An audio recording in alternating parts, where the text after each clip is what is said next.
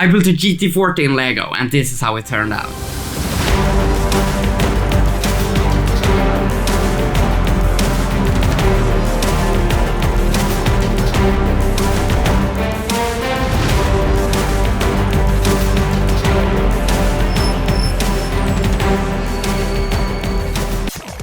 My name is David, and once again, welcome so much to Bricks, Blocks and Mocks. Before we get into today's video, don't forget to like and subscribe if you like this, and also feel free to check out my Instagram if you haven't already. But yeah, the first thing we will cover with this GT40 are the headlights. To create the headlights of the GT40, I used a very similar technique to my 488p stuff, but here it's based around these lovely modified bricks with a headlight, along with some slope pieces to create the shaping. And then to create the shaping around the light, I used some different tile techniques. First of all, I angled some wedge type tiles using a 1x1 bracket, a modified bar piece, and like a 1x1 plate with a hole. Then we have a 2x1 tile that's shifted a bit, and some jumper plates here to kind of go along with that tile, or however I should explain it. And then this middle part here that kind of makes up the air vent, using some curved pieces, some slope pieces, and a hinge piece. The front is then placed in the right position, horizontally, vertically, and of course in the right angle, using a combination of modified bricks, brackets, and some angled clip pieces. And to match up that angle with these mud guards, I used some rail pieces, which I think is actually a pretty common technique to use when you create fronts like this. Yeah, all that's very nice or whatever, but what about the interesting part?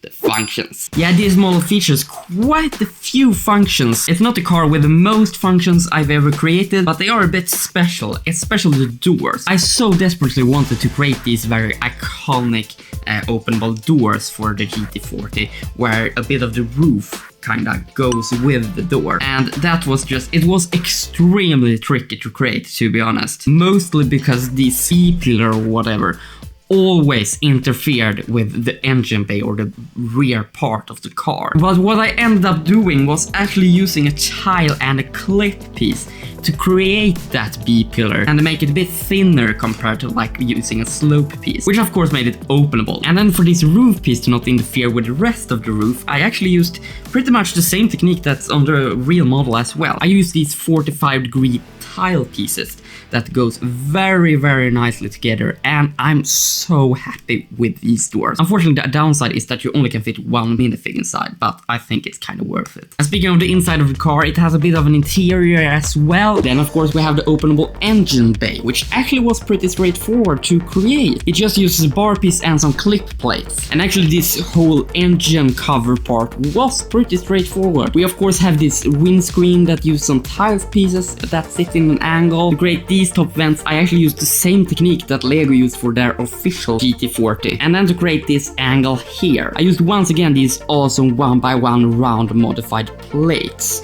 with like clip bar piece that enables you to create tiny angles in very tight spaces. And then of course we have all the engine details inside, which I think looks so awesome. They are not that accurate, but I just love these gold pieces that goes along with the like more silverish type pieces. It's very nice. Two other awesome things with this model was first that I was able to incorporate both working front light and rear lights, and I did that by again using these tiny lights from light tailing. Unfortunately, I think I need to get a battery for these because right now I'm just connecting them via USB, but it's still pretty cool. Then of course we have these awesome looking rims, and again I went a bit overboard with the rims, but they look really cool when you get these two colored rims, which of course needs to be hand painted to work. So they are really hard to incorporate in like a set or whatever, because they take quite a long time to make and it's hard to replicate them. But they are really nice to have on some models once in a while. Other than that, I think that's all it for today. Don't forget again to like and subscribe if you haven't already, and check out my Instagram and maybe website, which I'm actually gonna make a pretty big update to relatively soon. Now I need to stop talking for this video, so yeah, bye for now.